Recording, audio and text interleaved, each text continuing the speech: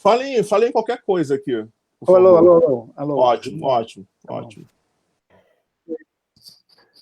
Oi.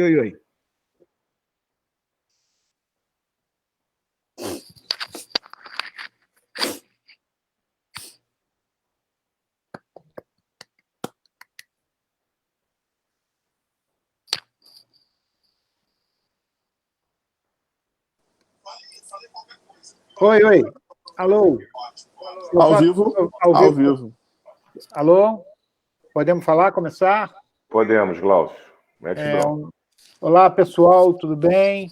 Desculpe aí um pouquinho de atraso, mas tecnologia sempre tem dessas coisas. Estamos aqui em mais um Bitalks, dessa vez com Michel Alcoforado, que é um prazer ter você aqui. Michel é doutor em antropologia do consumo, comentarista da CBN, colunista do UOL, sócio fundador da Consumoteca, pesquisador e mais outras coisas que vocês vão descobrir à medida que ele for falando. Então, eu vou começar deixando o Michel mesmo introduzir o assunto, porque ele tem muita coisa interessante para a gente, então é melhor não perder muito tempo com as nossas introduções e deixar o Michel falar, e a gente vai fazendo interrupções ao longo do caminho, com as perguntas que vocês fizerem, a gente vai passando mais para o final, a gente vai repassar para o Michel. Oi, Michel, tudo bem? Oi, Glaucio, tudo bem? Queria agradecer demais aqui o convite para estar com vocês trocando essa ideia. É um prazer gigantesco. Eu brinco sempre que conhecimento só serve se for para ser compartilhado. Se a gente não puder trocar ideia, não presta. Eu posso começar a apresentação? Bacana, Michel. Vamos só agradecendo, então, a Bebel, que fez a conexão, né? Bebel de Celo fez a conexão com você. Enfim, vamos começar, então, contando um pouco a sua trajetória, né? Você teve essa experiência, estava escrevendo um livro e, de repente, você se viu na Índia, preso na Índia, e, a partir dali, você fez algumas observações, percebeu o que estava acontecendo como um antropólogo percebeu quais eram as alterações ambientais e como isso estava impactando a sociedade, não só na Índia, mas no mundo como um todo, né? Enfim, acho que você poderia começar com essa sua trajetória, que é muito interessante. Fechado. É engraçado esse negócio, né? Porque no livro que eu estava, desde 2018, já vinha me chamando muito a atenção que as doenças da mente, né, e o sofrimento psíquico era uma questão muito forte no Brasil, mais ainda do que em outros países. É interessante notar que em 2019 aconteceu coisas loucas, né? Primeiro, a OMS decide que burnout se transforma numa doença, e mais ainda numa doença de trabalho. E no Brasil a gente começa a ter, da noite para o dia, mais de 38% das pessoas dizendo que já tinham sofrido de burnout. Ao mesmo tempo, o crescimento de pessoas com depressão no Brasil era absurdo também. E a gente foi vendo os dados da OMS também provando que o Brasil era um dos lugares mais ansiosos do planeta. A gente tinha aqui, em média, se eu não me engano, eram 68% das pessoas dizendo que já tinham sofrido de algum transtorno de ansiedade ou estavam sofrendo. E, apesar disso, seguiam trabalhando. E aí eu comecei a uma pesquisa para tentar entender um pouco por que tanto sofrimento, né? Porque os livros de autoajuda vendiam pra caramba, os livros os monges, as monges, né, os líderes espirituais, o pessoal estava indo para o mindfulness, para meditação, para comida vegana, para acalmar a mente, estava uma loucura grande, e entendi que o principal dilema que os brasileiros enfrentavam era com o tempo. A gente vive num país, né, entrou num ciclo de um país com muitas mudanças instantâneas, isso estava fazendo as pessoas não conseguirem mais projetar um futuro, e elas nem sabiam mais para onde o futuro ia, que gerava um grande sofrimento para elas.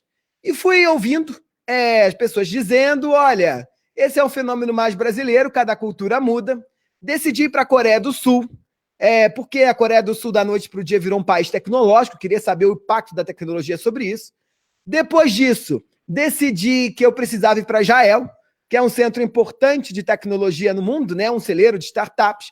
Então, queria entender como é que esse mundo da tecnologia perturbava o tempo. E de Israel, segui para a Índia, onde queria entender como uma cultura de mais de 5.000 anos lida com o tempo e está se adaptando a esse mundo globalizado das plataformas digitais e de todo esse jogo que a gente vê por aí. Resultado, a vida, como diria aquele moço lá, o cantor John Lennon, é aquilo que acontece enquanto a gente faz planos. E todos os sofrimentos dos meus entrevistados, que era a ideia de que não conseguiam botar seus planos em dia, na realidade, acabou se transformando no meu problema. Eu cheguei a Bangalore no dia 28 de fevereiro, ainda era final de carnaval no Brasil. Bangalore tinha menos casos, tinham 2 casos de Covid. Não, Bangalore não, a Índia inteira. Tinham 2 casos de Covid só, mas havia um grande desespero, teste de temperaturas em todos os lugares, lavagem de mão com álcool. Você tinha também um mapeamento, eles queriam saber em que hotel, em que cadeira do avião você tinha sentado. Eu consegui fazer todas as entrevistas de Bangalore, e depois eu tinha 2 outros ciclos em Mumbai, que é no sudeste da Índia, e em Delhi, que é no norte da Índia. Quando eu chego em Mumbai, acontece a primeira entrevista. E da noite para o dia, eu vejo o que o corona é capaz de fazer com o mundo, né? Eu acordo de manhã, o hotel que eu estava dava 3 jornais para a gente ler no café da manhã, eu saio com o meu jornalzinho, sento do lado da minha xícara, junto com a minha xícara, a mesa, e lá eu descubro que a Índia tinha fechado todos os aeroportos para a entrada de novos estrangeiros e todos os vistos estavam cancelados, todos. E aí eu falei, rapaz, parece estranho, né? E aí ligo para minha família dizendo, é muito sério isso. A Índia vive de turismo, como é que eles estão cancelando voos? E decido comprar uma passagem. Quando compro uma passagem, a passagem mais barata era pela Itália, eu não consigo ir para Roma, porque o aeroporto fechou. Eu, no outro dia, acordo, o jornal dizia que a academia e piscina estava fechado, eu decido comprar uma passagem para mim ir embora para Amsterdã, também o aeroporto fechou, perdi meu voo, foi cancelado, até que no terceiro dia, chego, abro o jornal de novo, o restaurante que eu almoçava, que eu já tinha o meu amigo que me dava aquela dose de vinho a mais na hora que eu ia beber, porque já tinha virado meu amigo, do governo. E aí o mais doido é que eu comecei a ligar para o Brasil, desesperado, pedindo para as pessoas não saírem de casa. Isso ali era por volta do dia 6 de março, 5 de março. E minha mãe e meu pai mesmo ficavam completamente alucinados. Michel, você não, que ainda está te fazendo bem não, você está meio doido. Você está meio doido, não faz nenhum sentido isso que você está dizendo. Ligava para o trabalho, para o meu sócio, e dizia, vamos dar home office. Ele dizia, não tem nada disso aqui ainda não, você não está entendendo, a gente não chegou nesse lugar. E eu comecei a ficar meio desesperado, porque minha vida estava sem planos na Índia, não podia planejar o dia de amanhã, nem sabia se ia voltar para o Brasil, e no Brasil as pessoas estavam vivendo a vida normal. O que é parte desse processo? A gente vem entendendo isso, né? Não sei, aqui certamente todo mundo viu aqueles videozinhos clássicos, que eram os vídeos onde aparecia os italianos dizendo para os americanos, olha, se cuidem, a gente está 17 dias na frente de vocês. Eu estava na frente, eu estava no futuro, e ligava para o Brasil e ninguém conseguia me entender. No outro dia, eu decido comprar uma passagem para o Sri Lanka e do Sri Lanka eu voltaria para o Brasil. Então era Mumbai, Colombo, Doha, Guarulhos.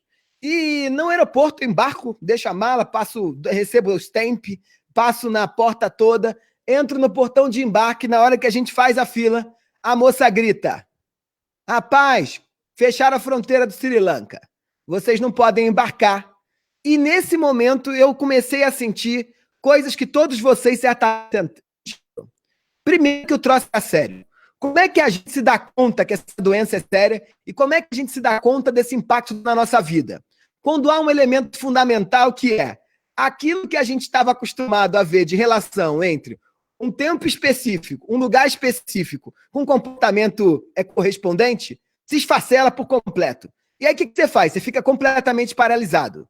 Eu, naquela hora, imaginava, estou no aeroporto, na hora de embarcar, vou embarcar. Quando ela diz para mim, não vai embarcar, eu falo, e agora? Eu entro na Índia de novo? Recebo outro stamp?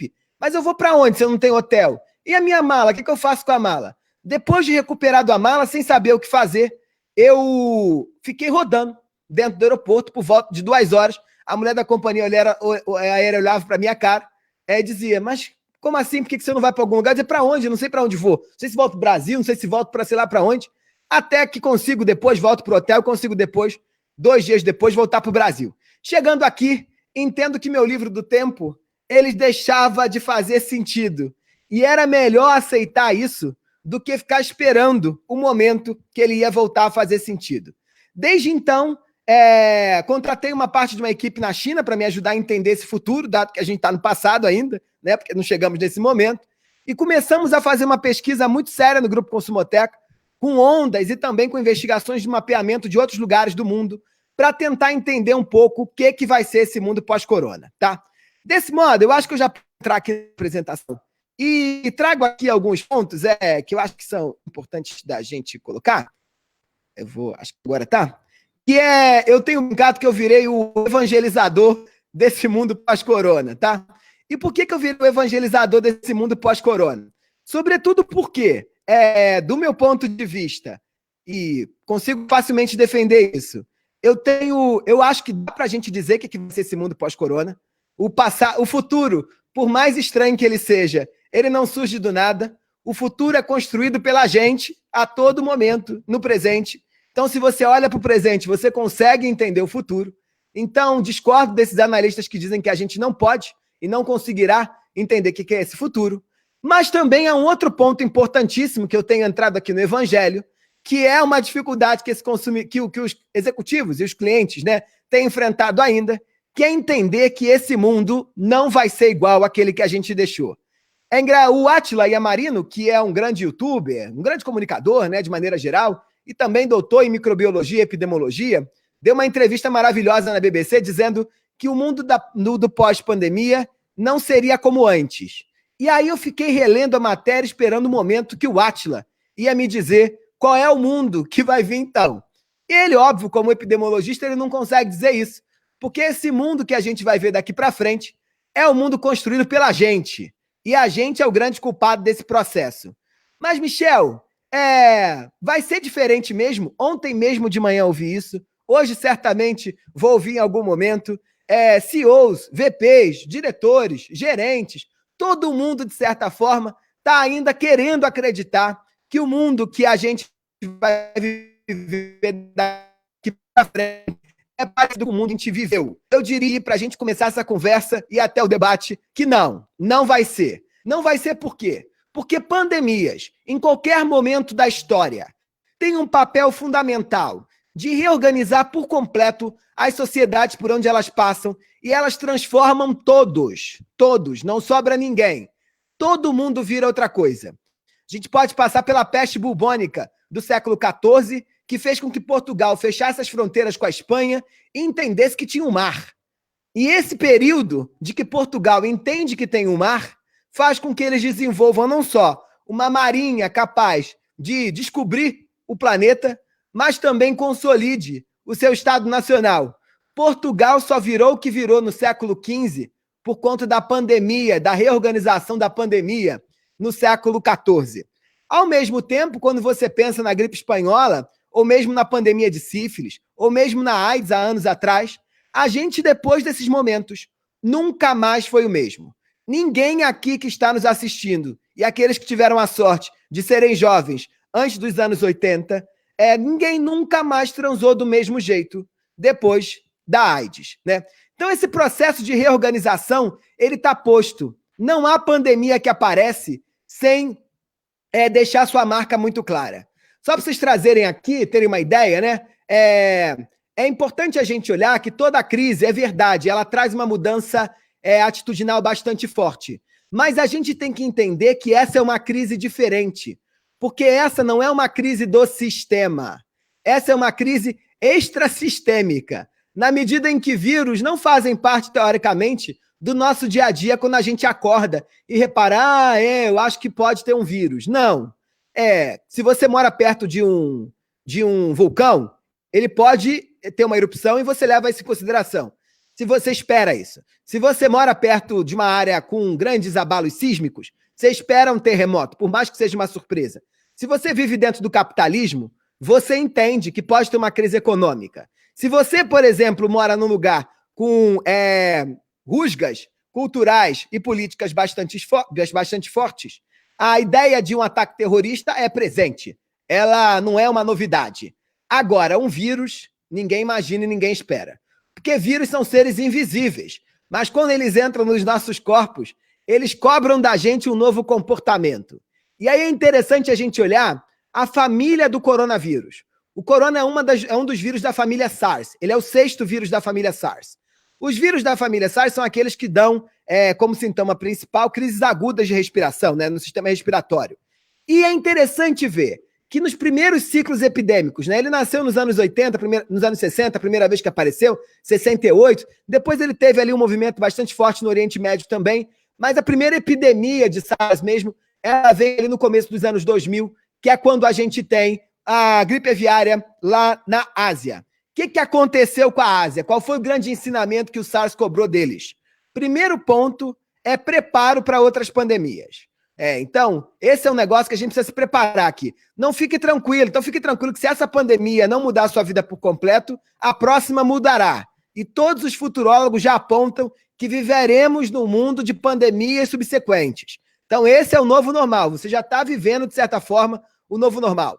Um outro ponto importante que a gente não pode deixar de lado é que a SARS, ela gera um processo de digitalização gigantesca da população. Pra vocês terem uma ideia, na China, depois da SARS, o número de transações cotidianas e das carteiras digitais, como o WeChat e outras, e Alipay, se transformaram numa realidade para todos os chineses. Não importa a classe social, se você mora na área urbana, na área rural, ou se você é mais velho, ou se você é mais novo. O pagamento por QR Code é uma realidade dentro da China. Só para vocês terem uma ideia, hoje, por ano na China, 17 trilhões de dólares são transacionados por via de plataformas digitais dentro desse jeito. Então já temos aqui um ensinamento que é bastante claro, que já vou adiantando aqui para onde a gente vai, que é o processo de digitalização que a gente via como um caminho, uma jornada, uma maratona, que ia se impor daqui para frente, vai ser uma realidade cada vez mais forte. Então, seu negócio, de alguma forma, precisa encontrar caminhos digitais. Mas, Michel, eu tenho loja, minha loja vai acabar? Não, sua loja vai existir. Não estou dizendo que você precisa dar fim na sua loja. O que eu estou querendo te explicar de maneira muito clara,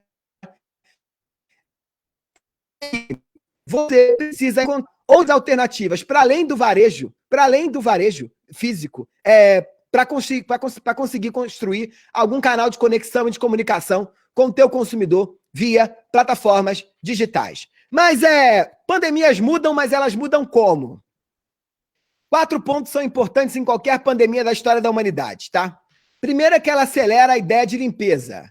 As pessoas ficam meio alucinadinhas com limpeza, né? Vocês sabem bem, limpeza de todos os tamanhos, né? A loucura do papel higiênico era de uma limpeza que ninguém imaginou no começo da pandemia, mas foi um fenômeno que aconteceu na Nova Zelândia, na Austrália, na Alemanha, nos Estados Unidos, se bobear no Brasil também.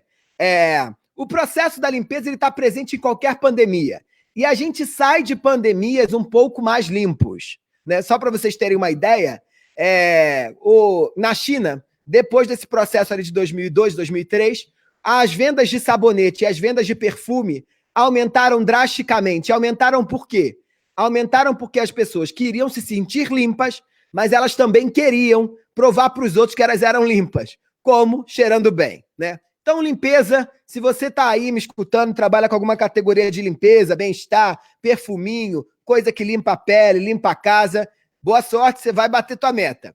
Agora, o segundo ponto aqui é o ponto do individualismo e do nacionalismo. Coloco essa provocação porque tenho visto muitos especialistas e até pessoas relacionadas à opinião pública, mesmo formadores de opinião, acreditando que o mundo vai ficar melhor, que seremos mais solidários, vamos ser mais empáticos, nos abraçaremos na esquina e por aí vai. Digo a vocês que não. Infelizmente, ainda não é dessa vez. Não é dessa vez por quê?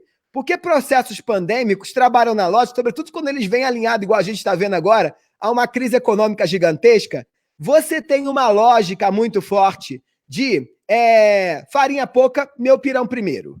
Então, nesse processo todo, a busca pelo individualismo, pela satisfação dos seus próprios desejos e das suas próprias necessidades, se transforma, de certa forma, no cerne do vocabulário social que vai se impor entre as pessoas. Agora, há um segundo ponto também que é importante, que nós fomos criados, que todos nós fomos criados no mundo da globalização. E, no outro jeito, de maneira mais clara no dia a dia, no cotidiano, era você comprando suas passagenzinhas no Melhores Destinos e indo para qualquer lugar, passar final de semana em Buenos Aires e por aí vai. O que eu estou dizendo para você? Globalização vai entrar em crise. Vai entrar em crise porque, nesse momento de individualismo, em termos nacionais, há um fortalecimento muito forte do espírito de cada povo. E aí as fronteiras sobem. Só para vocês terem uma ideia, a União Europeia levantou fronteira entre os países, né? Todos os organismos internacionais começam a ser questionados, né? A OMC, que era um brasileiro, um presidente, trocaram, ele pediu demissão. Segundo dizem, muita pressão do governo americano. Um outro momento também que a gente está vendo é a OMS, né? O Trump diz que não vai dar dinheiro mais para a OMS, vem lá o Bill Gates tem que cobrir, a gente vê o ministro das Relações Exteriores dizendo que a OMS erra e que a OMS é comum na S, sei lá, o presidente da República ri da OMS, diz que o moço lá não é médico, o nosso ministro interino também não, deve ser isso um bom sinal, e o presidente também não, deve ser outro bom sinal, mas o que a gente vai vendo aqui é que isso acontece com muita força. Há também uma valorização muito forte da vigilância e do controle. Quando eu estou falando de 2020, a gente está falando do controle dos dados, tá? Vocês sabem que nos últimos anos havia uma disputa muito forte, tanto da sociedade civil valorizando o seu controle dos seus dados e dizendo, rapaz, privacidade é minha, não se mete aqui não. Facebook, Alexa, eu quero o seu serviço. Mas tem limite, hein? E os estados nacionais numa guerra muito forte, a gente falava ontem sobre como o último South by Southwest de 2019 e o Web Summit, eu tive nos dois, também lá em Portugal de 2019, havia uma tensão muito clara entre os políticos e as empresas de tecnologia, e eu estou aqui para dizer que essa tensão acaba, mas essa tensão acaba não melhorando para você, mas melhorando para os políticos, para o Estado e para a tecnologia. Porque o que a gente vai ver cada vez mais as empresas e os estados nacionais se unindo em termos de gestão de dados e a gente ficando a Deus dará em termos da privacidade. Por quê? Porque na pandemia a escolha é a escolha da doutrina do choque. Você prefere ir para a rua, minha filha? Tá com saudade da rua, né, minha filha? Você prefere ir para a rua ou você prefere ficar em casa com a privacidade dos seus dados? Você vai preferir em algum momento ir para a rua. E aí você vai ter que fazer igual os chineses e sul-coreanos que botaram Korean Apps, né? O Corona Apps dentro dos seus aplicativos, dos seus celulares, e hoje são totalmente mapeados em quem já teve corona, quem não teve, como é que a câmera de vigilância da rua, casa com coronado saiu da rua. Hoje, quem for a Hong Kong hoje, sai com uma tornozeleira igual da Lava Jato. Igual. E a tornozeleira da Lava Jato mede, independente da sua vontade, durante 14 dias, 3 vezes por dia a sua temperatura e mede o seu movimento dentro da cidade. Se você sai do hotel, vai preso. Só para vocês terem uma ideia, na Coreia do Sul hoje, se você vai para lá, você é obrigado a entrar numa quarentena de 14 dias e você é obrigado a pagar no aeroporto $1.400 para ficar 14 dias no hotel, no albergue, sob o controle do Estado. E a saúde também é um outro lugar que tem muita importância e cresce muito, né? Só, gente, aí mais uma vez voltamos aqui a esse negócio, que é um negócio super importante, que o Mandetta, aquele ministro, sei lá, de 2 anos atrás, não sei de quanto tempo atrás, o Mandetta disse um negócio que é aqui que dá a primeira confusão, né? Em geral, quando a gente tenta não dar tanto valor para essa pandemia, a gente olha para as taxas de letalidade dela. São baixíssimas. Giram em torno de 0,7 a 1,2. O que eu estou dizendo com isso? Se você for infectado, você tem 0,7 a 1,2 chances de morrer. É baixo mesmo, é baixo mesmo. Isso varia de acordo com a desigualdade social, tá? Lugares onde você tem o IDH menor, a letalidade chega a 1,2. Onde o IDH é maior, a letalidade é 0,7. Mas o Mandetta, com uma sabedoria impressionante, disse, olha, esse não é um vírus que ataca o indivíduo. Ele é um vírus que ataca o sistema. E aí é que tá pesado, né? Aí é que tá pesado. Porque ele não ataca o teu colaborador especificamente. Ele ataca a empresa. Ele não ataca um consumidor, por exemplo. Ele ataca o teu market share. Ele não ataca a tua campanha especificamente. Ele ataca o seu planejamento de comunicação. Ele não ataca, por exemplo, a inovação que você vai lançar no mercado que você já tem planejado para a semana que vem. Pode lançar. Ele ataca o teu planejamento para 2030. E ele ataca o sistema de saúde, como ele ataca o sistema educacional, como ele ataca o sistema financeiro, como ele ataca o sistema político. É um vírus do sistema. E é um vírus do sistema por quê? Porque ele trabalha numa lógica que eu brinco que é a lógica do digital. Eu tenho dito sempre que o vírus fez curso na Singularity University, né? Porque ele segue todos os parâmetros fundamentais do mundo digital. Primeiro ponto, que ele cresce na lógica exponencial. E nós tendemos a olhar para a realidade de maneira linear.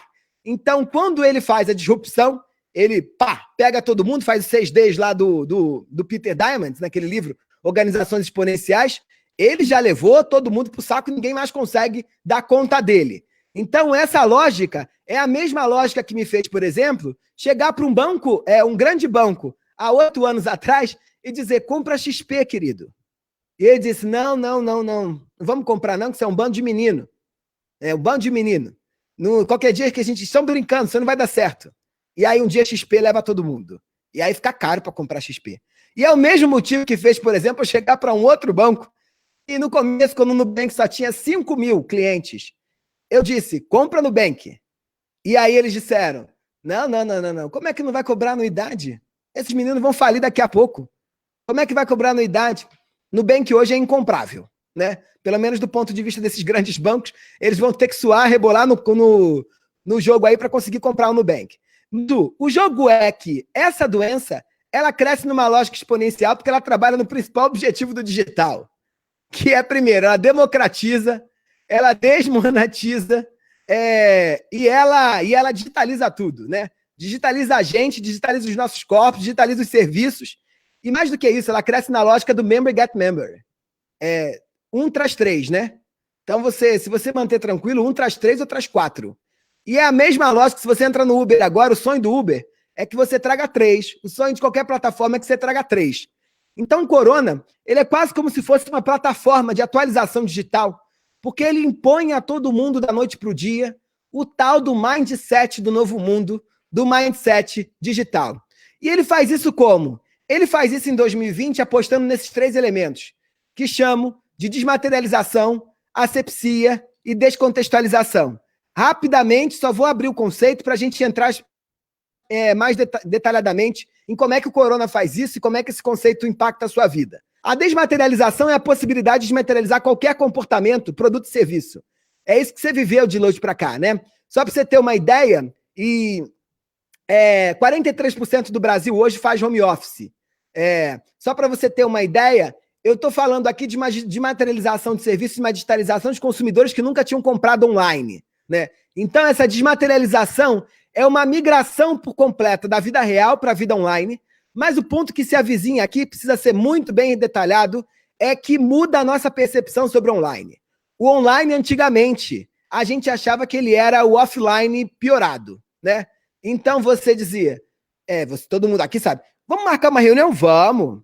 Vamos fazer um call. Não, vem aqui, vamos marcar uma reunião aqui.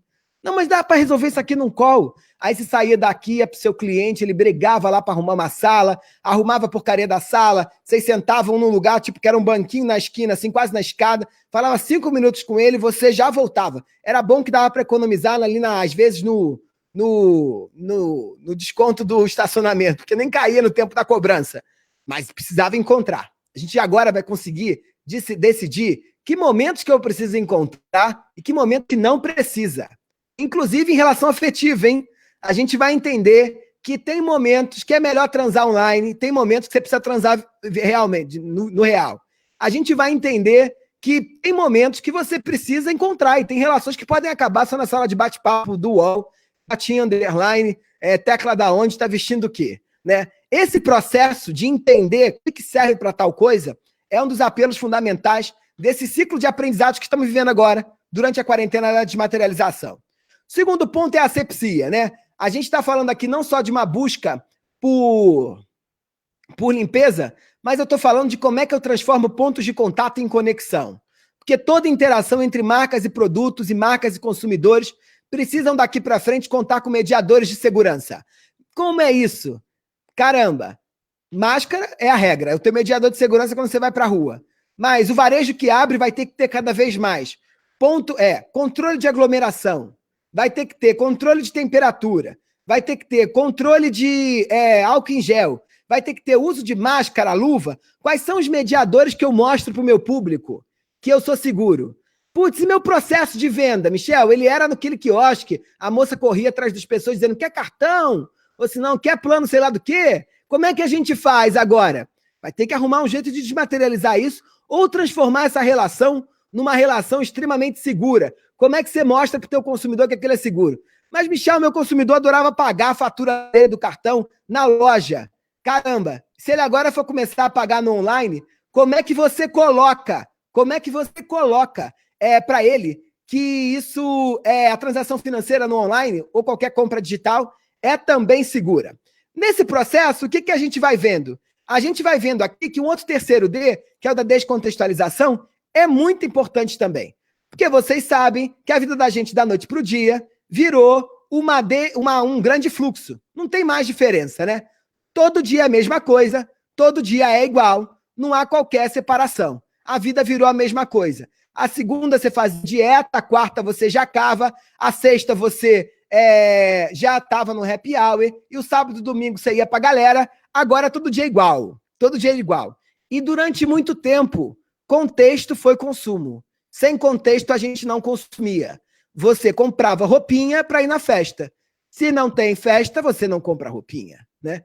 Você tinha dinheiro no começo do mês, mais folgado, você fazia o quê? Você ia no restaurante com tique, né? Gastar alucinadamente na churrascaria. Agora você não precisa, né? Porque você não sabe, fica em casa, pede no delivery, todo dia é igual, você bebe todo dia, né? O consumo de bebida alcoólica no Brasil só aumenta por conta desse fim da descontextualização. O varejo de moda caiu 78%, porque foi um varejo que foi construído em cima da contextualização do consumo. Sem contexto, eles não vendem. Como é que o varejo se recria daqui para frente? Eu acho que esse é um ponto importante, entendendo que novos contextos são esses que podem fazer o meu consumidor voltar a ir à loja, voltar a consumir o meu produto, ou voltar a lembrar da minha marca, né? E aí, é importante ter muita clareza que, e aqui estou fazendo o Evangelho 2, que vai ser diferente. E não adianta pedir para abrir a loja ou pedir para voltar tudo a ser normal, porque pandemias não tem dia para começar e elas também não têm dia para terminar. Elas só desaparecem. E elas desaparecem quando? Ou quando a gente consegue a imunização através de uma vacina, que dizem aí vai demorar 1 ano, 2, 1 ano e meio, ou quando a gente consegue se adaptar a conviver com vírus. E o que é se adaptar a conviver com vírus? Você, por exemplo, no caso da AIDS, não tem vacina ainda, mas você adaptou suas relações sexuais à convivência com o vírus do HIV, né? Então, isso impõe uma mudança de comportamento. E aí é importante, gente, a gente ter clareza aqui e aceitar, porque é melhor aceitar que dói menos, né? Que se muda a sociedade, muda o consumo e o mercado muda. E não adianta você brigar pelo retorno da oferta, para abrir a tua loja, para voltar a ter restaurante, para voltar a ter tudo, se você não entender que a demanda mudou. As pessoas vão ao restaurante? Vão, mas vão diferente. O que você está fazendo para mudar? As pessoas vão ao meu shopping? Vão, mas elas vão de forma diferente. O que você está fazendo para mudar? O retorno da demanda, né? A mudança da demanda impõe uma mudança do teu comportamento enquanto oferta de serviço, tá? Em termos de canal, em termos de portfólio, por aí vai. Oba. A gente está preferindo nem fazer pergunta porque está num ritmo tão bacana, né? Acho que é tanta informação, tanto conteúdo que a gente está aqui aprendendo. Mas deixa eu, só para não perder o ponto, assim, a gente estava conversando sobre mudanças que são provisórias, que acontecem durante a pandemia, então esse retorno às aulas, como é que as escolas vão funcionar, como é que os shoppings vão estar funcionando, e mudanças que são permanentes, né? Então talvez a gente tenha essa parte mais extrema agora, essa fase mais extrema, para depois não voltar ao que era antes, mas a um estágio não tão extremado, digamos assim. E aí essa relação com o consumo, como você falou, não tem mais contexto atualmente. Você acha que o consumo, passado esse período extremado, ele não volta ao estágio anterior? E aí tem muita gente dizendo, as pessoas vão avaliar melhor o consumo do essencial, fala-se muito da China, que pelo menos quando abriu o shopping vendeu horrores, aí tem esses dois lados da moeda. Qual é a sua crença? O consumo vai ser repensado em algum sentido? Ele vai ser repensado porque a gente repensou as nossas vidas. Eu estava cheio de blusinha para comprar, de coisinha para comprar. Na hora que bateu a pandemia, suspendi tudo, mas continuei comprando, né? Decidi que eu precisava daquele robô que limpava a casa, né? Porque não aguento mais varrer a casa. Decidi que precisava de uma máquina de lavar louça, que sempre falei mal, achei que nunca precisaria. Comprei o aspirador que a empregada está pedindo há 10 anos e nunca comprei. Continuei consumindo, mas passei a consumir outras coisas de outro jeito. O ponto que a gente tem que marcar aqui é que o que a gente está vivendo agora já é o novo normal, só que ele é o novo normal esticado. Eu brinco que é igual chiclete, tá? O chiclete estava lá juntinho, a gente esticou e agora a corda está esticadaça. Quando largar, a gente vai voltar a ser menos do que isso. Vai voltar a ir para a rua, vai voltar a viajar, vai voltar a ir no shopping, mas não vai voltar a ser igual. E eu acho que esse é o principal desafio dos executivos brasileiros, é entender que não vai, que não voltou na China, que não voltou na Europa, que não voltou em Portugal, que não voltou nos Estados Unidos, que não voltou na Nova Zelândia, que não voltou na Austrália, que não voltou no século XIV, não voltou no século XVI, não voltou no século XVIII, não voltou em 1980, não vai voltar de novo. Igual não. Mas isso não quer dizer, pelo amor de Deus, que as pessoas vão consumir menos. Eu acho que elas vão ter novos básicos e novos supérfluos. Até porque a definição de básico e supérfluo, ela é completamente social. Só para ficar... E vocês, publicitários, têm um papel decisivo nisso. Vocês transformam tudo que é supérfluo em básico, né? Só para ficar muito claro, quando eu estou querendo dizer isso, eu digo que o básico é aquilo que você não precisa de justificativa para comprar. Seu filho está na praia, chega para você e fala, pai, quero uma água. Tu tira o dinheiro do bolso, R$2, 5, 20, dá para ele, compra água. Agora, se o filho chega para você e diz, pai, eu quero uma água Perrier. Você fala, mas que porra de Perrier é essa? Por que tu quer Perrier? Não vai tomar Perrier, não. E o garoto precisa tomar tempo explicando por que ele quer ter Perrier. Tudo que a gente perde tempo explicando para a gente mesmo e para os outros por que a gente precisa é supérfluo. E eu acho que nesse momento... Aí a publicidade vai ser importante, né? A publicidade é mais do que nunca importante nessa redefinição.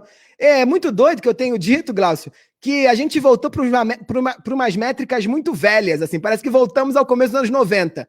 Top of mind. Meu Deus, isso é decisivo agora.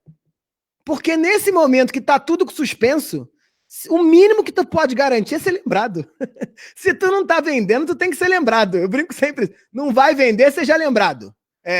Então a comunicação tem um papel decisivo no estabelecimento da construção desse novo desejo, porque as regras estão suspensas.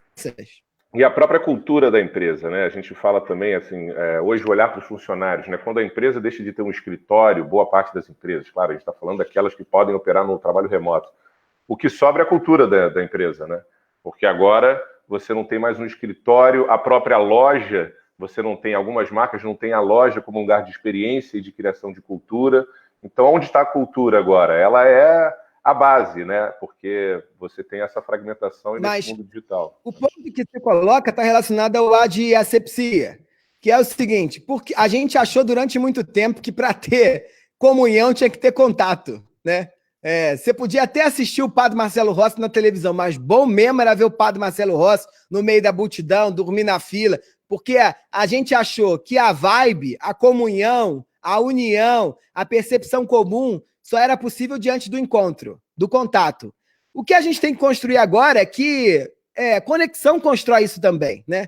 Então os RHs ficam aí com desespero, que como é que eu construo percepção de pertencimento, que não é mais passa crachá de manhã, passa crachá de noite, fulano recebe o emprego, ele recebe um latifúndio, né? A mesa dele é um latifúndio, ele põe foto do marido, foto da mulher, foto da criança, põe o nome dele, põe foto da família, seca pimenteira, 2 terços, fitinha do Bonfim. Isso acaba. Isso acaba. Como é que a gente constrói conexão? Vínculo com o nosso consumidor, vínculo com o nosso colaborador, que não seja mais, te mandei aí um chocolate no dia da Páscoa, né? Só. Que a própria experiência, né? A gente ouviu muito... A experiência era um grande termo, né? Nos últimos anos, até no Salpas Salfas. Como é que você pode fazer também a sua marca proporcionar experiências? E agora, né?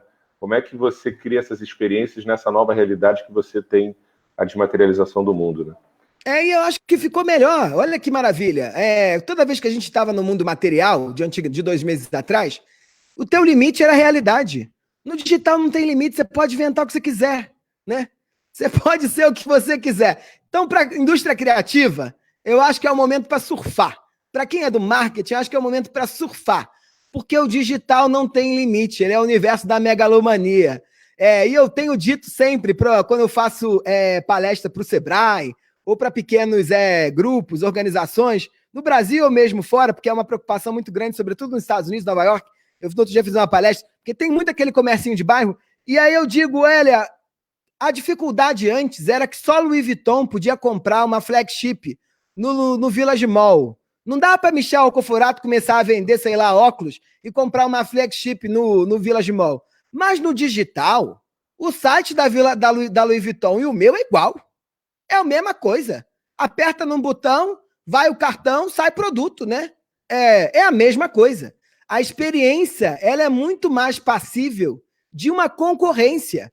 E ela é muito mais passível, ela é muito mais justa de uma conexão com o consumidor, para além do, meu Deus, abriu o flagship, uma loja de 7 andares na Champs-Élysées, eu preciso... Mais uma vez, a criatividade vai ser a coisa mais importante, que é o que vai fazer mais diferença. Eu acho que é a única coisa que vai sobrar, Glaucio. Porque o resto, a inteligência artificial vai dar conta. E se você pegar, né, a gente estava na NRF em janeiro, isso é muito curioso, a gente estava no Jacob Javits, que é o lugar onde virou um hospital de campanha, em janeiro. Um mês e meio depois, ele virou um hospital de campanha. A gente estava discutindo o futuro do varejo lá, no maior evento que é a NRF do mundo de retail, e não se falava, obviamente, não se pensava em nada parecido com isso, apesar do vírus já estar na cidade, já estar em Nova York, né? E a grande questão era a digitalização. Poxa, como é que as lojas vão sobreviver, o retail vai sobreviver a essa digitalização do mundo, a Alibaba, a Amazon? E aí, uma tendência que a gente já observava é que as empresas que eram nativas digitais, elas já tinham vantagem quando elas iam para o físico em relação às lojas físicas.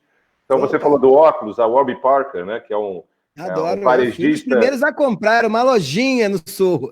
E aí, de repente, ela começa como digital, ela faz o modelo de você receber 3 óculos em casa, escolhe, devolve. Isso, E, de repente, quando eles abrem loja física e viraram uma cadeia importante de loja física, eles atropelam as concorrentes físicas, né? Então, mas o que é a grande maravilha é que eu acho que aí a Dona Magazine, mais uma vez, aqui, Dona Magazine é a única pessoa no Brasil que faz mais live do que eu. A Dona Magazine lá, Luísa Trajano, ela é gênia quando ela pensa junto com o filho dela. A ideia de que Magazine Luiza nasce no digital, mesmo quando eles abrem para o IPO e as ações caem desesperadamente e dizem, né, como todas as grandes empresas já tinham feito, varejistas, de separar o varejo real, o varejo físico do varejo digital. Ela diz que não vai fazer. E aí, o que aconteceu? Quem já nasce digital, diante desse momento, teve uma queda de faturamento. Quem apostou só no varejo físico, diante desse momento, tem que reinventar o faturamento, criar o faturamento, da noite para o dia. Então eu acho que esse aqui é o movimento. E o ponto importante, você coloca a Way, eu sou viciado em óculos, eu tenho coleção de óculos e de livro. Cadê mais de óculos do que de livro? E eu comprava muito na Way, sei lá, isso 10 anos atrás, sei lá, acho que 2010, 2008, sei lá. Eu morava no Canadá, eu comprava. E aí recebia 3, depois mandava de volta, que era super legal. E depois, quando abriu a loja era quase um suspiro pro digital. A gente ia pra loja feliz que tinha loja.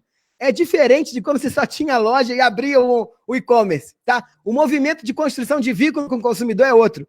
E uma outra questão aqui é a Amazon, né? Quando abre ali em Manhattan, e no Seattle primeiro, depois em Manhattan, as suas Amazon Go, né? Que eram aquelas lojas que você entra sem saber e sai sem pagar. Aquilo é uma experiência, você compra sem precisar pagar, né? Quase, né? Você sai dali entrando num ponto fundamental, que é o da desmaterialização e da descontextualização. Desmaterializa o pagamento. Eu tenho certeza que todo mundo aqui gastou mais no Uber do que a geração anterior gastava em táxi. Porque o fato de você não ter que pensar que eu tenho que sacar dinheiro, botar na carteira, pegar a carteira, sair do táxi, ele não vai ter truco, pensar no truco, dar um soco na cara dele, aquela loucura toda, você só entra e sai, parece que tu não tá pagando, né? Então, agora a preocupação com dinheiro também, né? Nesse momento, ninguém quer pegar em nota, né? Dinheiro já era uma lenda na China, e eu acho que vai cada vez mais se transformar uma lenda no Ocidente, né?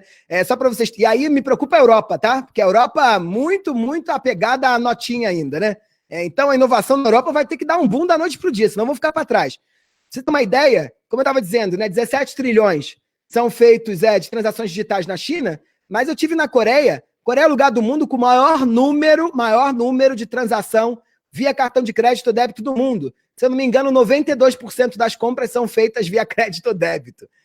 E a crédito ou débito de encosta, né? Eu me lembro que a primeira vez que fui lá, não tinha um cartão que encosta, passei uma vergonha danada, porque eles ficavam só encostando e eu não podia encostar, tinha que botar a senha. E eles diziam, de onde saiu esse ser humano, né?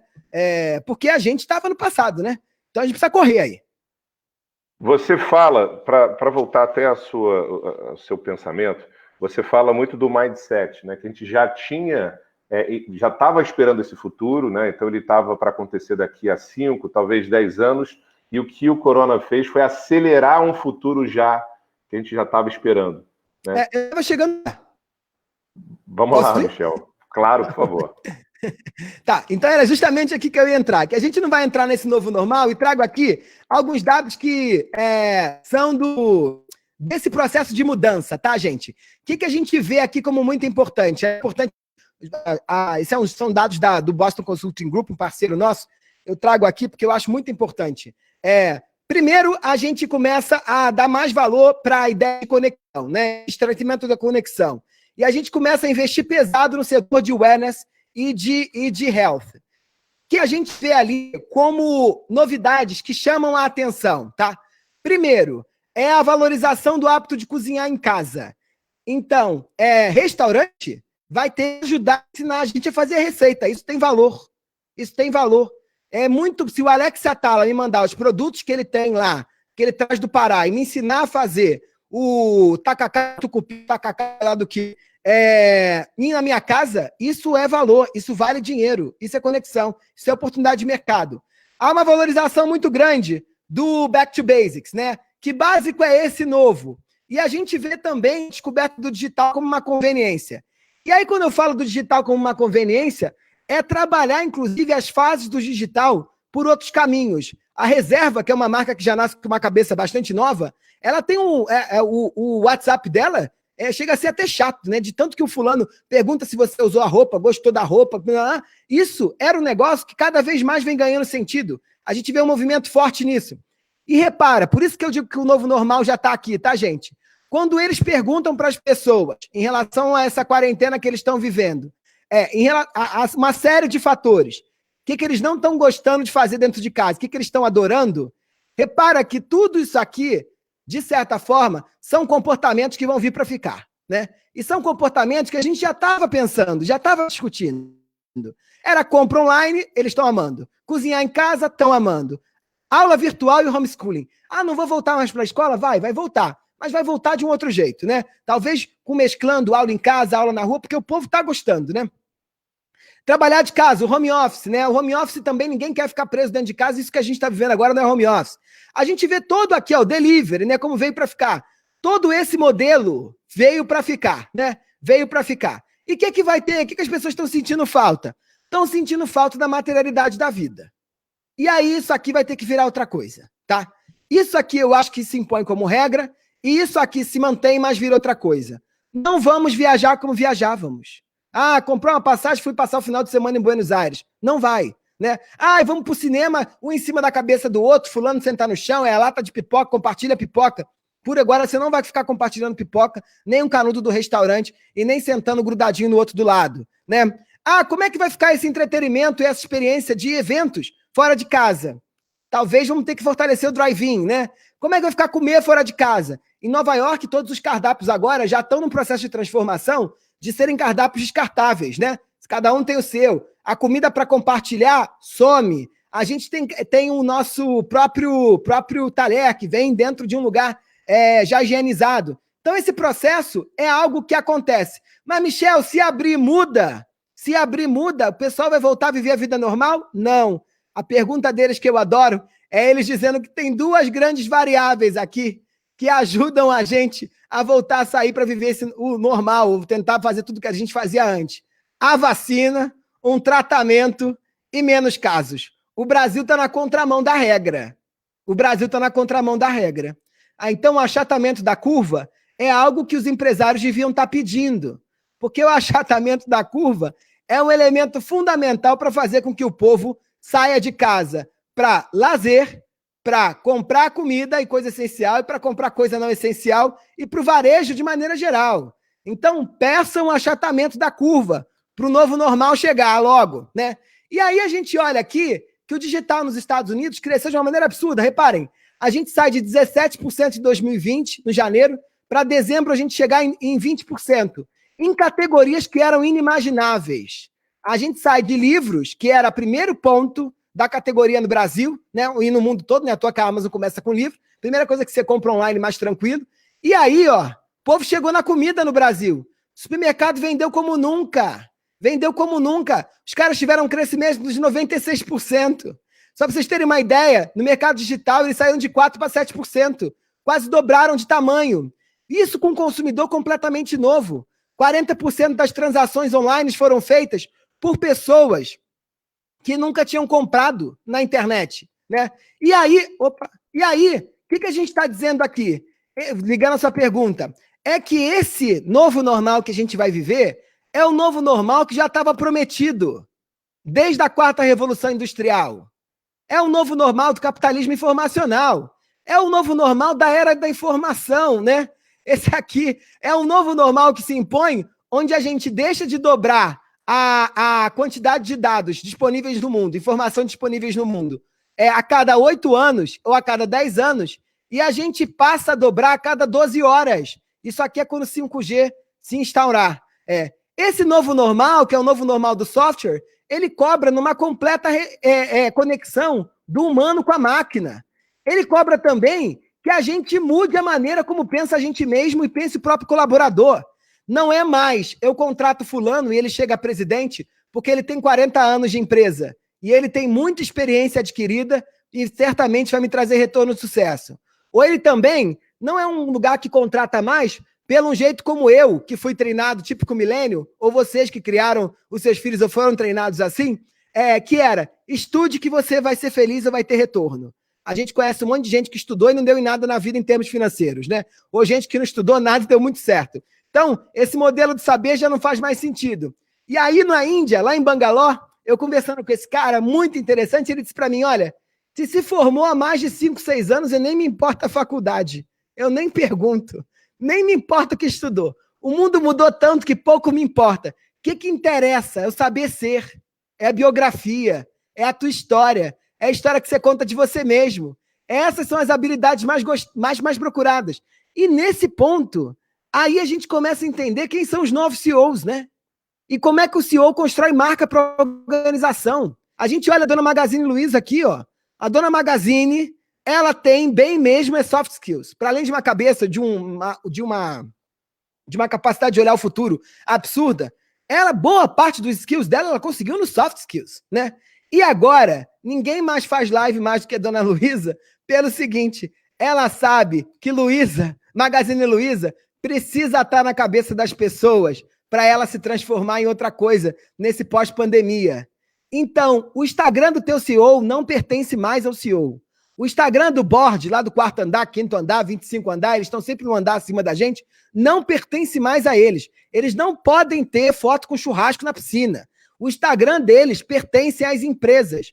Por quê? A persona e os soft skills desses CEOs são fundamentais na construção da imagem dessas marcas. Os CEOs do novo tempo são todos pessoas muito bem conhecidas. A Cristiana Junqueira é capa da Forbes grávida, dizendo é possível ser grande executiva e coordenar um unicórnio. O Jeff Bezos, a gente sabe como é que ele separou, que teve a prostituta, sei lá do quê. O Zuckerberg, a gente sabe da vida dele. Até mesmo os chineses a gente sabe. Não tem CEO escondido mais. Se ninguém conhece o nome do teu CEO, se o teu consumidor não sabe o nome do teu CEO da tua empresa, tá na hora de começar a construir marca para ele. Porque ele também constrói. Todo mundo sabe na hora que entra na Dona Magazine quem é a Dona Magalu. Como todo mundo sabe quem é o dono do Facebook, da Amazon, do Nubank, do iFood, da Microsoft, da Apple e por aí vai. Esse é um caminho de conexão importante. Mas esse mundo que a gente inventa em 1980 estava dando ruim. Estava dando sofrimento. Era a pesquisa do livro anterior. E o Corona, só para te responder, ele é o grande atualizador digital. E ele é o grande atualizador digital porque ele traz a esse mundo que era prometido no começo dos anos 80, com a tecnologia, com a globalização, com o investimento pesado nisso tudo, para dentro do nosso dia a dia. Estava travado, a gente estava sofrendo, né? E as pessoas estão fazendo isso da noite para o dia. Da noite para o dia. Aumenta o tráfego da internet, né? No outro dia eu vi uma entrevista da Oi, não sei se eu me engano quem, dizendo que aumentou em 40% o número de acesso do uso de internet, né? A gente digitaliza o consumo, a gente busca o lazer, né? Ou o transporte de um jeito seguro, distância. Já estão repensando como é que vai ser o novo restaurante na França. A gente tem o Cabify criando aqui quase táxis de Nova York, aqui em São Paulo, com esse plástico. A gente tem rituais de chá de fralda, né? Drive-thru, você chega, dá teu carro e vai embora. Formatura. A gente tem o delivery crescendo de maneira absurda. Balada virtual, live como forma de conexão, de entretenimento, mas também como forma de conexão das marcas com seus consumidores. E o Travis Scott? Só que eu não dormi no dia que eu vi, né? Travis Scott, o grande blogueiro do momento, tava lá, o grande rapper do momento, tava lá, vai lançar uma live. O que ele faz? Ele, genial, lança a música na maior live do mundo, hein? Nunca teve 14 milhões numa live. Na maior live do mundo, dentro do Fortnite. Então, você vestia seu boneco, andava junto com seu amigo boneco também, e vocês bonecos, bonecão do posto para um lado, bonecão do posto para o outro, iam até o lugar do show. O lugar do show. E você sentava lá e assistia e dançava com teu joystick. O rapper lá do Fortnite, que era outro bonecão do posto. Era outro bonecão do posto. Mas, Michel, esse mundo é novo, não. Só que você ria dos coreanos quando eles iam lá para show de Korean Pop, lá de holográfico. Você ria do japonês que casou com uma boneca holográfica. South by South, ano passado, tinha. Né? Você ria, você dizia, meu Deus, esses asiáticos estão muito doidos. Mas esse futuro chegou, né? Esse futuro chegou, e aí respondo tua pergunta de novo, baseado na ideia, mas Michel, mas por que vendeu pra cacete a loja da Hermès? Então, vai me explicar como isso. A loja da Hermès, para quem não sabe, no único dia, vendeu 2 milhões e 700 mil dólares, né? É recorde de venda na Hermès, nunca tinha acontecido isso na história, e aí o pessoal disse, vai voltar ao normal, e o normal é melhor ainda, a gente vende igual água. Mais ou menos, né? Outros foram pensar que isso é revenge buy, né? Que o consumidor revoltado voltou, e ele quer agora comprar pra caramba. Mais ou menos, mais ou menos. Eles compraram e vão comprar? Compraram. Só que quem vai estar nesse mundo da compra desesperada de luxo? São os ricos. E vai ter cada vez menos ricos, né? A gente vai entrar num ciclo de desigualdade ferrenha. E trago esse gráfico porque isso aqui impacta. Se você é uma empresa de massa, ou se você planeja para massa, tua vida vai mudar. Vai mudar por quê? Porque o povo que vai poder estar na materialidade é o povo do topo do topo do topo da pirâmide. Alguém que entra numa loja da Hermès e compra uma bolsa Birkin de 100 mil reais, não está ostentando só mais a marca, o couro maravilhoso da Hermès. Está ostentando, meu filho, vocês estão preocupados com o próximo mês, com o auxílio emergencial do Caixa Tem aí de 600 reais, mas eu estou podendo gastar 100 pau numa bolsa. Isso é ostentação pra caramba, é a nova ostentação. E aí eu digo que os ricos, eles sim vão ficar presos nessa materialidade constante. Porque vai custar estar na materialidade. Pensa que o avião vai ter menos lugares. Tu acha que o ticket vai ser o mesmo preço? Pensa que para viajar vai ter que fazer 14 dias de quarentena. Só para poder sair na rua em Nova York. Tu acha que todo mundo vai poder pagar 2 mil dólares, 3 mil dólares só para ficar preso dentro do hotel, para poder andar na rua em Nova York? Não. Nós da classe média vamos lá de vez em quando, menos do que íamos. Não vai ter essa farra do boi aí, todo mundo viajando mais não. Mas rico vai. Rico vai. Rico vai porque, inclusive, não precisa voltar para fazer os outros 14 dias aqui. Então, a elite vai ficar presa na materialidade. Mas a imaterialidade está muito presente, né? E o que te preocupa, Michel? Me preocupa que o Brasil tem boa parte da sua população completamente fora do jogo. De um lado são os novos pobres. Aqueles que perdem suas profissões, ficam aí à luz da renda emergencial e vão ter que consumir com fodado. Não tem como entrar mais. Acabou o desempregado. Desempregados não arrumarão emprego, né? Porque eles não têm como arrumar um emprego para eles, dado que eles não têm os skills para entrar na imaterialidade. E um outro ponto são os pobres novos, que a gente tem que olhar para eles também, tá? A renda emergencial melhorou a vida de muita gente. O Brasil é um país que 100 milhões de pessoas viviam com R$413 ao mês. Agora estão vivendo com 1.200. Porque a mãe solteira tem 2, né? Só para vocês terem uma ideia, o teto do Bolsa Família era R$213. Essa mãe agora ganha 1.200. Ela é mercado consumidor agora. O que tu está fazendo para pescar ela? Ela está com dinheiro, ela não é digitalizada e ela nem é bancarizada. Como é que tu vai levar ela para dentro da tua empresa agora? O que você está fazendo? Como é que a gente vai olhar para os com outro jeito? E aí, gente, só não podemos esquecer, voltando aqui, que pro fulano, não adianta você se digitalizar se seu consumidor não digitaliza. Lembra disso? Não adianta você criar um e-commerce se teu consumidor não está com e-commerce. Só para lembrar, na Folha de São Paulo, no domingo, saiu uma pesquisa maravilhosa mostrando, do gabinete de internet, mostrando que no Brasil 42 milhões de pessoas nunca entraram na internet. 70 milhões de pessoas têm acesso precário à internet. 48% da classe C nunca teve Wi-Fi ou pacote de dados, ou conhece alguém que não tem. E aí? Como é que tu digitaliza o teu consumidor? Porque é problema teu. Porque agora a materialidade é fácil, tu chama teus UX, eles fazem aí teu site, teu aplicativo, mas é pepino teu também garantir uma materialidade cognitiva. Como é que eu faço o velho, os mais velhos, os baby boomers, começaram a entrar, comprar esperadamente agora o aplicativo e achar bom? Vai mudar teu UX. Tu vai ter que botar UX Senior? Como é que eu faço, por exemplo, para ter uma nova lógica de crédito? Porque crédito agora é a única forma de consumo. Se o fulano não tem crédito, ele não pode comprar uma água no teu e-commerce. Tu vai criar tua própria linha de crédito para poder dar acesso para os teus consumidores criarem, né? O 99 fez isso. E o Uber está no mesmo caminho. Criou um sistema financeiro dele mesmo, um ecossistema dele. Você está preparado para isso? Já está fazendo alguma coisa para isso? Né? Ou como é que eu garanto que gente que não tem internet, não tem celular, vai começar a ter? Só para dizer para vocês, eu trabalhei com grandes bancos e a nossa principal guerra, num banco que atende bastante de classe popular, era que quando chegava o vídeo do Netinho, as pessoas diziam assim, ai, não consigo ver meu netinho, não consigo ver meu netinho. E aí o que eles faziam? Eles apagavam o aplicativo do banco. E apagavam o aplicativo do banco para ver o netinho.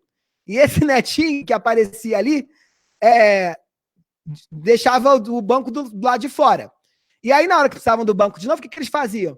Eles baixavam o aplicativo de novo do banco e apagavam outra coisa. Isso ferrava a chave de segurança do banco. Porque no banco não conseguia manter várias chaves de segurança. O banco estava tendo seu sistema operacional completamente ruído por conta disso.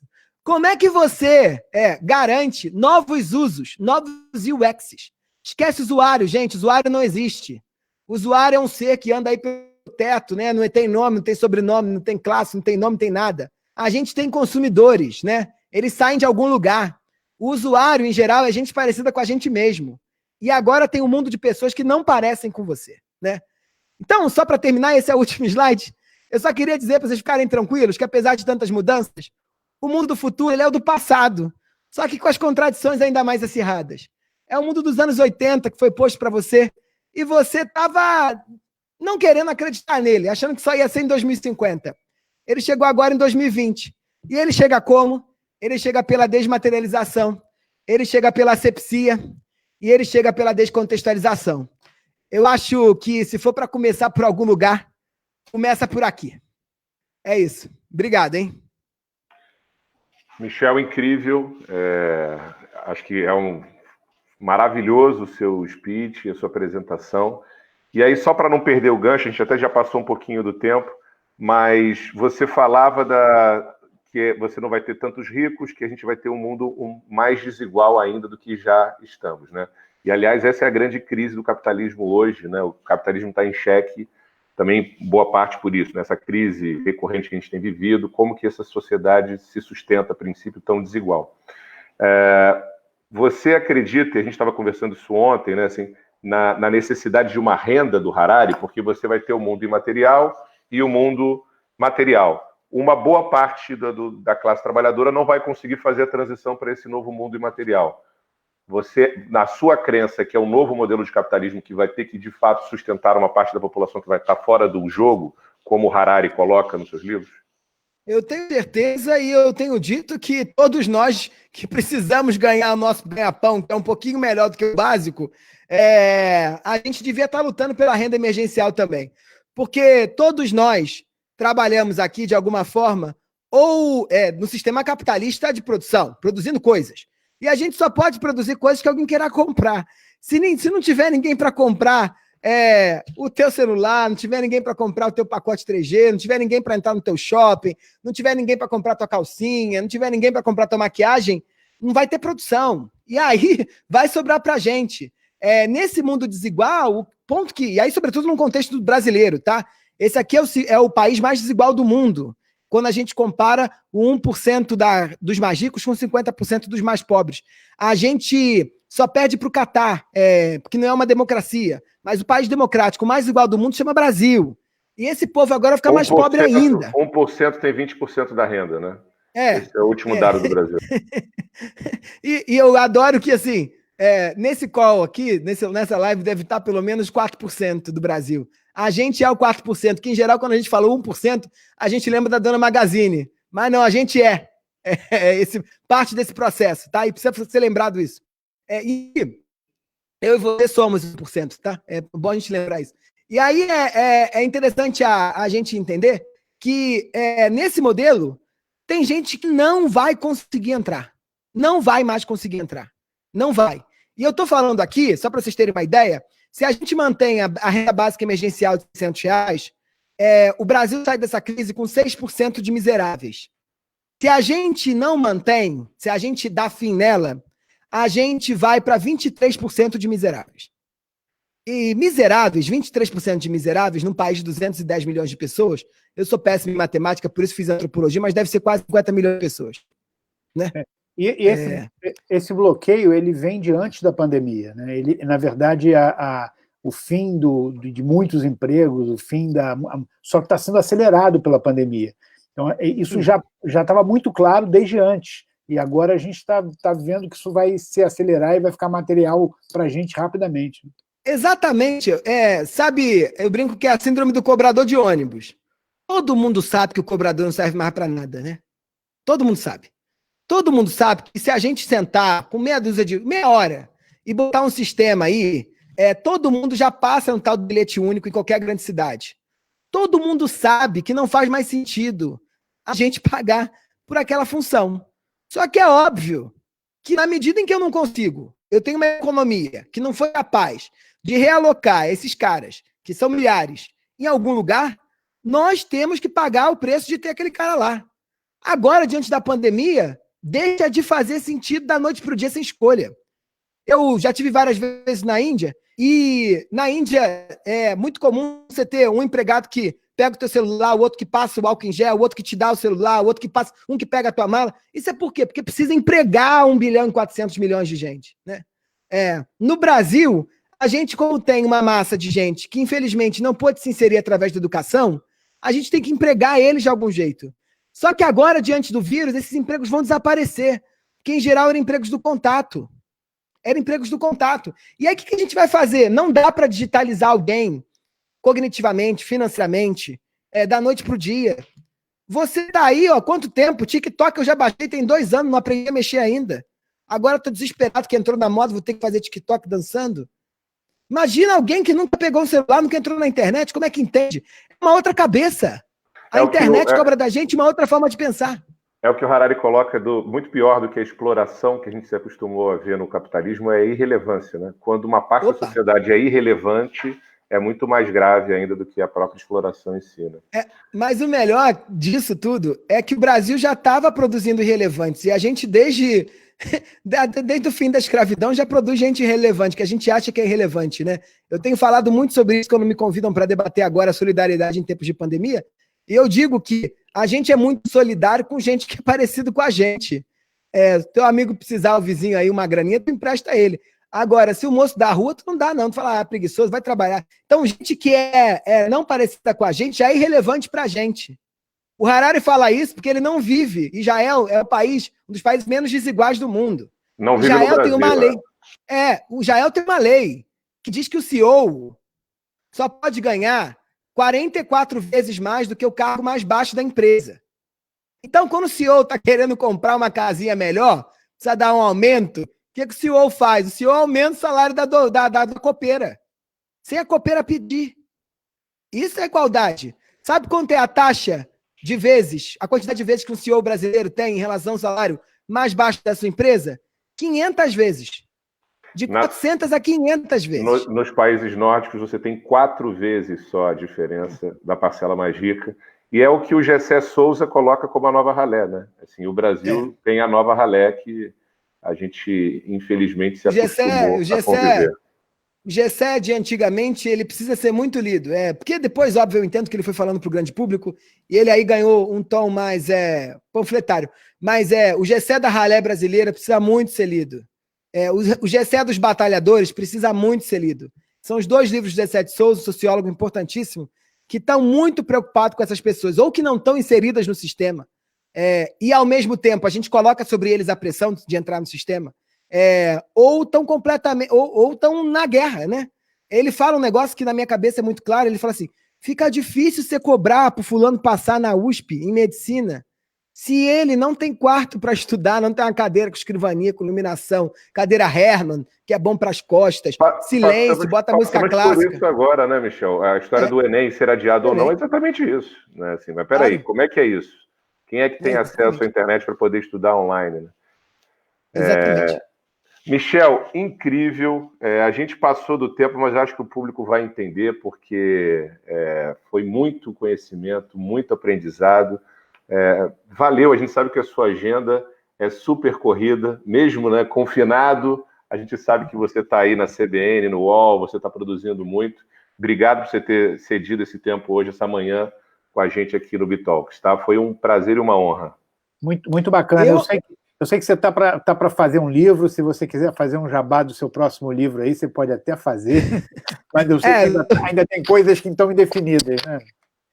Tô no meio do livro, começamos na guerra, escrever um livro, eu brinco que pariu a vida, é difícil. Estamos na guerra, deve sair no começo de agosto, sobre o que é esse novo normal. E aí, só para minha defesa, é o normal que eu estou dizendo desde março, que eu acho, e a cada dia ele se confirma mais. E quando você fala agosto, parece que agosto já é daqui a 7 anos, né? Nessa nova realidade de aceleração do tempo. Mas muito legal, bacana. Então fica aí a dica, pessoal. Vamos acompanhar a produção do Michel. Aí vale seguir também o que o Michel tem postado, a Consumoteca, o próprio perfil do Michel no Instagram. Né? Quero aproveitar também esse momento para falar que sexta-feira que vem a gente já tem um nome para o próximo Bitalks, que é o Márcio Borges, que vai falar sobre desinformação, que é um assunto que está muito, muito importante nesse momento e pouco debatido. Então a gente... Os bots, né? E assim, o Márcio Borges se tornou um grande especialista em bots e eles têm feito um papel determinante na formação da opinião pública, infelizmente. Ele vai falar um pouquinho sobre isso, né? E nos últimos 2 dias a gente está vivendo o surgimento lá dos Sleeping Giants, né? Que vai mudar um pouquinho essa regra, mas ele vai falar sobre isso na sexta-feira. Acho que é um tema bem bacana da gente estar antenado com ele também. Beleza. Obrigado, Michel. Obrigado, valeu. Michel. Obrigado a todo mundo que está aí nos ouvindo. Eu agradeço demais a vocês, da Binder, Lucas, Glaucio e todos os outros, e a Bebel, quem eu gosto muito também, pela conexão. Tá, valeu. Essa conversa vai ficar gravada e quem puder, depois no próprio Facebook da Binder, vocês vão poder acessar isso, tá? Falou, um abraço para todos, tchau. Cuidem, fiquem em casa. Valeu, gente. Valeu, Michel. Obrigado. Grande abraço.